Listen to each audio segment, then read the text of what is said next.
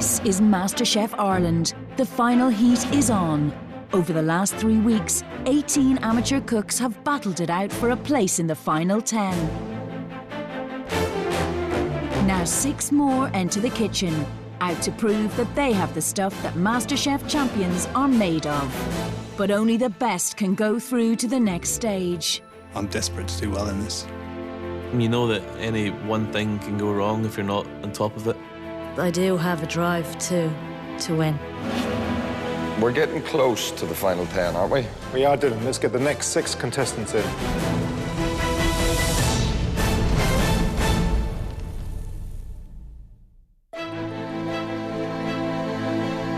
It's the last heat, and these 6 complete the 24 amateur cooks chosen to face Nick and Dylan. And in 7 weeks' time, only one will remain. Good morning and welcome to the MasterChef kitchen. Today, we want you to impress us. We want you to cook us one dish that makes you stand out from the crowd. And at the end of today, 2 of you will be going home. Your cooking time starts now. They have just 1 hour to complete their signature dish. Walking into the kitchen was very exciting and nerve-wracking, all wrapped up into one. And also seeing your ingredients in front of you and knowing, oh my Lord, I have to actually deliver, I have to try and pull this one out of the bag. Hi, Stephanie. Hello, how are you? How are you? You well? Good. Yeah, I'm good, thanks. Yes. Where are you from, Stephanie? I'm originally from West Cork, but I'm living in Dublin now. Yeah. Fantastic. So what are you cooking for us today? I'm doing a trio of Irish lamb. Right. So I'm going to do a herb-crusted rack of lamb, and then I'm going to do lamb sweetbreads, serving them with a tiny little bit of mint and yoghurt. And then I'm doing a kidney in cream with mushroom and a tiny bit of mustard. So. Brilliant. And then I'm serving it with a potato gratin and just some tossed leaves. Great. And what are you hoping to achieve from MasterChef? The experience of a lifetime, I suppose, the beginning of a new chapter in my life. That's what I'm looking for. And, you know, who knows? I think I had a bit of an epiphany in July because I got divorced in July. And I think that very week that I got divorced, I decided to do something quite different. And I put in my application to MasterChef. Just wanted to do something just for me. I think I'm really putting myself under extraordinary pressure today, but I'll give it my best shot. The signature dish should demonstrate their potential as cooks for Nick and Dylan. And it needs to impress, because there are only 2 places left in the final 10. Very nerve-wracking. But once I start cooking, I try and forget and put the nerves aside. It's something that I'm comfortable with, and it kind of helps settle me. It's just to try and bring it to a level now that would be acceptable for Dylan and Nick. Generally, I am quite confident day to day. However, when you get in here and you get under the studio lights and everything, it's scary. The pressure's on straight away. I'm cooking duck with celeriac puree and a nice spiced port and cherry sauce. Hopefully that'll be good enough to impress the judges. It'll be interesting to see how Nell executes this. Providing the duck is pink and crispy and, you know, we'll see. He's keeping it simple. But keeping it simple isn't always easy. And in an effort to impress, these dishes range from plain home favourites to molecular gastronomy. To complement his pan-fried sea bass with chorizo mash, Scotsman Nick is making a beurre blanc bonbon, which is first blasted in the freezer and then deep-fried. How are you doing your bonbon? I am going to make the sauce in a pan. I'm going to use a setting agent called gellan gum. I'm going to set the sauce in the fridge. And you're going to set that in a mould, or are you going to do that? I'm going to set it in I've got a gastronome tub in the freezer at the moment. All right, OK. Just get it into a ball then, and then deep fry it. I guess I want to do something that no other contestant would think about doing. From day one, I'm hoping to impress and try and just make sure that I treat each round as the final and try and get through each part and try and go all the way. Others have more personal ambitions. I don't know if I have what it takes to win because I'm just a home cook. So, yeah, it's interesting for me just to see. I mean, that's half the reason why I'm here is actually to actually get feedback, and it gives you an idea where you actually are. How are you feeling? Good. Yeah. So what are you going to be cooking? I'm cooking sweet potato fries, salsa verde, and a Mexican seared steak with a peanut and tequila sauce and a horseradish mayonnaise. I'm kind of into Mexican food at the moment, so. Okay, good. And then how's it going to be cooked? Medium rare or medium? Rare, yeah. Rare. Yeah. Okay, lovely. Yeah. Oh, we'll look forward to tasting it. Yeah. Good luck. Thanks. Tequila sauce, where did that come from? Tequila sauce. I mean, have you even heard of that before? Never. We'll just have to wait and see. Okay. Ulsterman Brian is relying on flavours sourced closer to home with his pan-fried quail, creamed leeks and potato rosti. I like to present food that people go, wow. And I really have to show these guys a little bit of flair, a little bit of an imagination, and particularly in the presentation, ensuring that it's visually exciting, it's visually original, and the visual and the taste matches and they all complement each other. It's basically putting on your best show you can.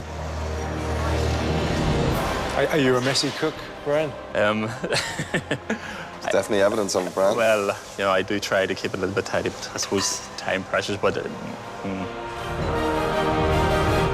it's not the first time my cooking methodology has been commented upon. I do try to manage that aspect of my cooking, but sometimes it gets a little bit out of control. Okay, guys, half an hour's gone. You have half an hour left.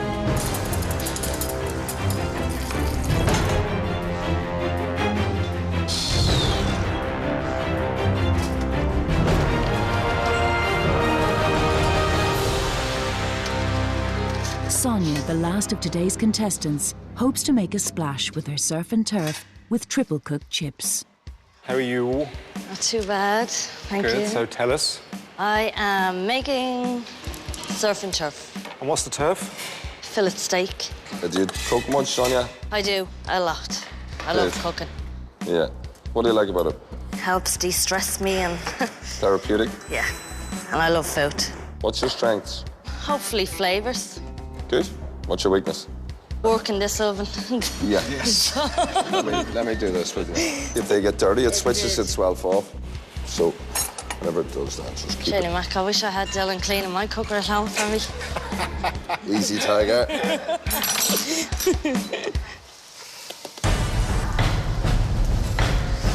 Panicking a little bit, but I'm nearly there.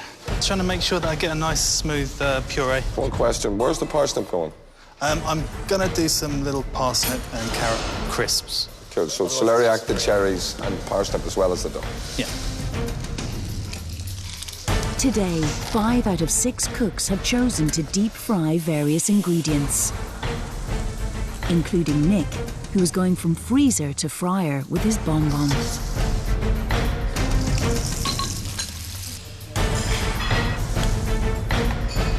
Okay, guys. You got 15 minutes left. Just 15 minutes left. Everything's under control, I think. Just have to cook the steak and then deep fry the crisps. It's not there yet.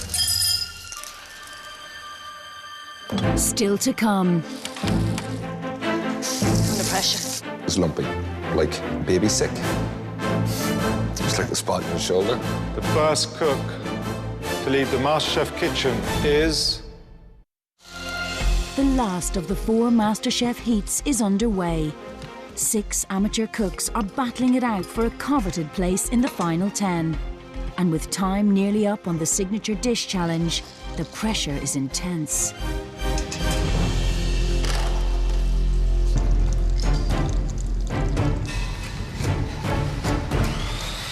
And there's more to a place in the final stages than just producing a good signature dish. Their ability to cope under pressure and work efficiently will all be taken into account by Nick and Dylan. Stephanie is quick, she's organised. She, for me, is, the star of the bunch so far. It's whether or not her food equates to something decently elegant. I can thrive a little off a bit of pressure, knowing that there was no way you could stop the clock and sort of pause. So it can bring out the best in me as well sometimes. This is the worst part. Okay, guys, you have 5 minutes left. Under pressure. I'm okay. I'm about to start plating up. It's going to be tight.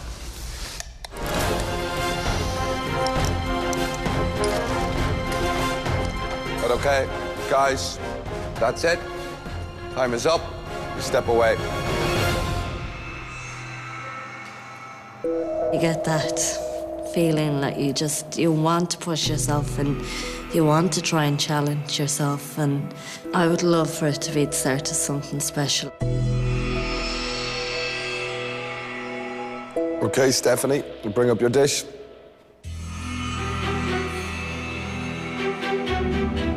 Stephanie's signature dish is a trio of Irish lamb, herb-crusted rack of lamb, lamb kidneys in mushrooms and cream, gratin dauphinoise and lamb sweetbreads.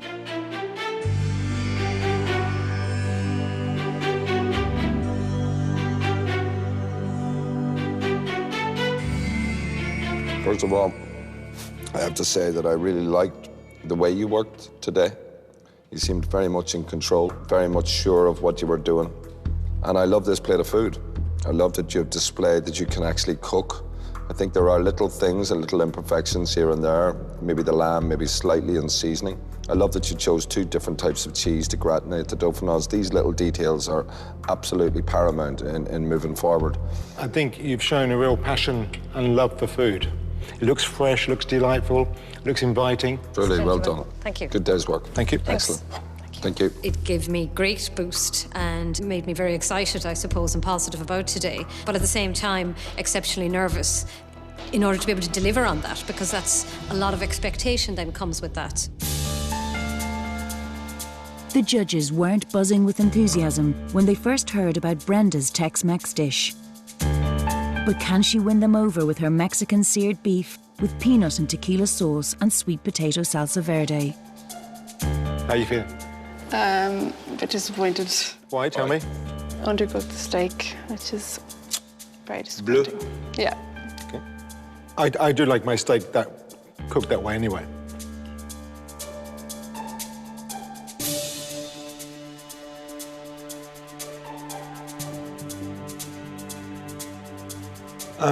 The sauce is very strong on the palate. Okay. It's a huge kick. Is there plenty of garlic in that, is there? Yeah, Is that what you were going for? well, it should pack a punch, but maybe it's over. No, I need a glass of water with it. Peanuts and tequila. Yeah. Where did that idea come from? Tequila's I've not seen something you recipes hear. with peanut and rum before. And Yeah. So why tequila? just for that Mexican flavor.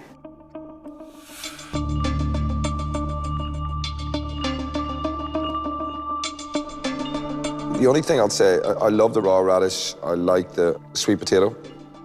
I just find it a bit hot. Okay. For me. That peanut tequila thing, I'm not sure that belongs, and I'm not sure of its value. It definitely overpowers the beef. Okay. Was that fair to say? Yeah. Thanks. Brenda. Thanks, Brenda. I might get through by the skin of my teeth, but I'm definitely one of the people who's in danger of going home, and I know that. So. Brian, if you'd like to come up, please. Brian hopes the judges will forgive his messy workstation when they see the meticulous presentation on his plate. Pan-fried quail, creamed leeks, parsnip puree, potato rosti with a port and mushroom reduction, and crisped vegetables. You have to demonstrate an understanding of what foods complement other foods and how to present them in a sort of an exciting and an appetising manner. You've got a little quail, and it's cooked beautifully. It's just, to eat that little bird, I'm not sure I want to eat all that leek. It's way too much. I'm not really sure how relevant that carrot is, the beetroot, the courgette, and I think it belongs on another dish. I'm just going to be hard because I'm going to be fair. You know, the mushrooms, they're horrible. They look like something that should have been passed. You need to refine and you need to look at that, okay?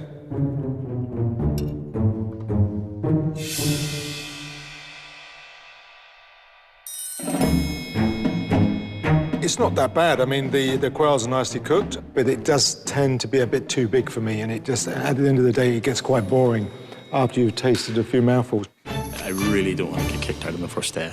I've probably done enough, to be honest, perhaps, but not by far.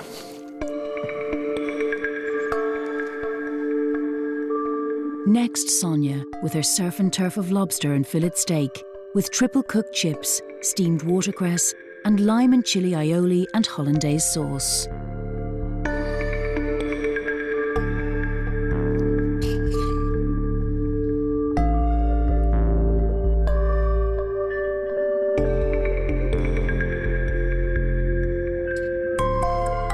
I think you've come on here today and you've definitely shown that you can cook. You've definitely given me something that I'd be very happy to eat and happy to pay for. I'd be happy to accept his money. It's really good. The only thing I would say, it is too big. It's overwhelming because you don't really know where to start. But nonetheless, I mean, that's down to lack of experience, but I think it tastes beautiful. So, well done. And you should be very proud. Most of this is faultless. Thank you. I couldn't believe it, yeah. I was really, really, really thrilled with the comments. Oh, I'm delighted. Time for Nick with his pan-seared sea bass, chorizo palm puree, beurre blanc bonbon, and a tomato and caper salsa. Very pretty. There's a lot of detail there. Your bonbon, nice addition because it adds texture, flavour. The chorizo mash, it's not too overpowering. Yeah, could have added a bit more, maybe lemon juice and a bit more seasoning to the fish, but you know, not a bad plate of food. Certainly, first off, it shows that you have an idea of what a composition should be on a plate. It shows that you have a little bit of finesse and you definitely have an understanding of lightness, but don't want to eat any more of it. It's got to have a purpose and it's got to have a heart. Maybe I was trying too hard, trying to be a little bit too original or different, but I know I can also produce dishes which are very flavoursome and have the heart that you refers to. Last up today, Niall, who's banking on well-executed simplicity to see him through. His signature dish is duck breast with spiced cherries, a celeriac puree, port sauce and parsnip crisps. Are you happy? Fairly, reasonably. I'm never 100% happy with anything I think I've ever done, but that's just me.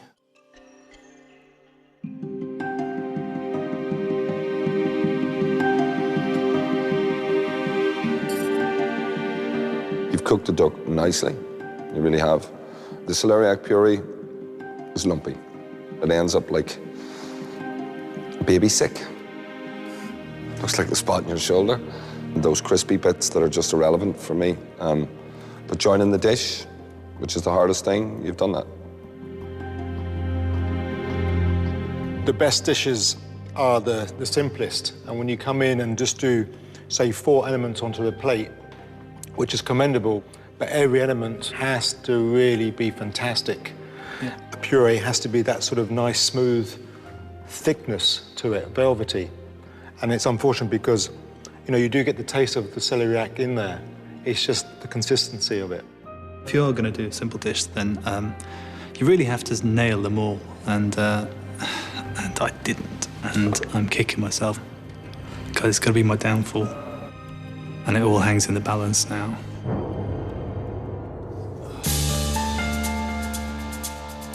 It was a tough one today. I think all 6 cooks were very good. It's going to be a tough call. There was nobody perfect today. All came to some medium to show that they had some degree of talent. Really interesting to see, but it makes our job harder. Sonia. Yeah, good choices. Good cook. Yeah, good cook. She cooked with a bit of confidence. She knew where she was going in terms of flavour. Stephanie? Yeah, I mean, wow. She definitely, without a doubt, has talent. She's got loads of courage. And what she cooked today was good, you know, it was good food.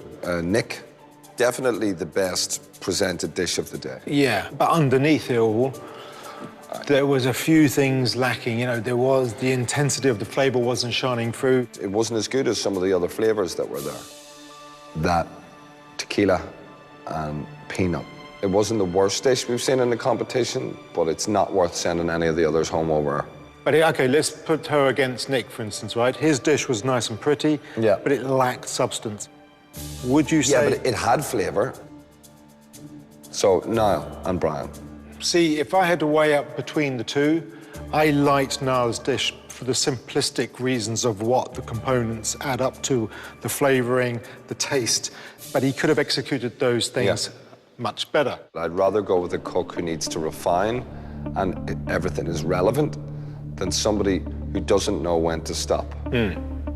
It's just really narrowing it down to say, right, I think that person has the potential to go further than the other person, and that's a tough choice. It is quite nerve-wracking, so it is.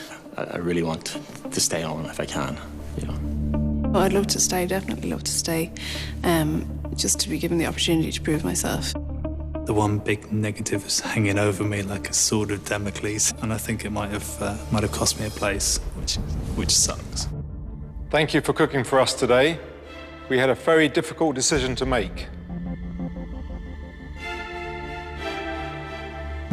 Unfortunately, we're only taking 4 cooks through to the next stage. The first cook to leave the MasterChef kitchen is...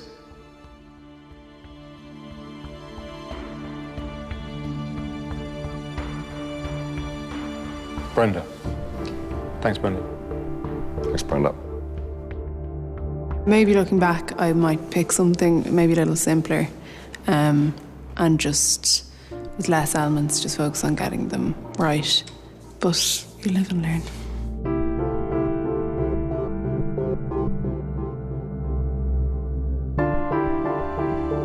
The second cook to leave is...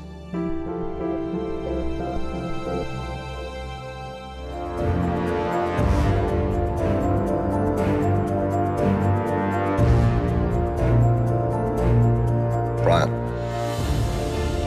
Thank you. A little bit disappointed. I thought I had, to be honest, I thought I might have done enough to get through, but it's a skills-based programme, and I was outskilled, obviously. Well done. You're all through to the next stage. Tomorrow, you're all going into a professional kitchen.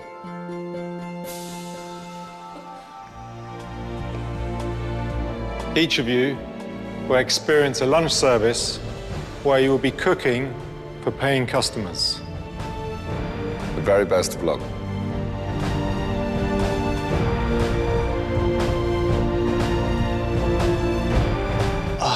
I am in shock and disbelief. I was full sure I was gone. I thought I was going to cry already. I'm on through the first round.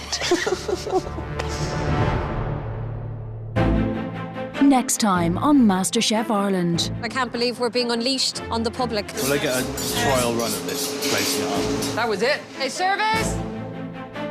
You've got to impress us today, because if you don't, you're going home. It's going to be really hard to get rid of 2 people today. Follow at MasterChef RTE on Twitter for your chance to get a MasterChef apron the easy way, and for all the recipes you can check out rte.ie/MasterChef.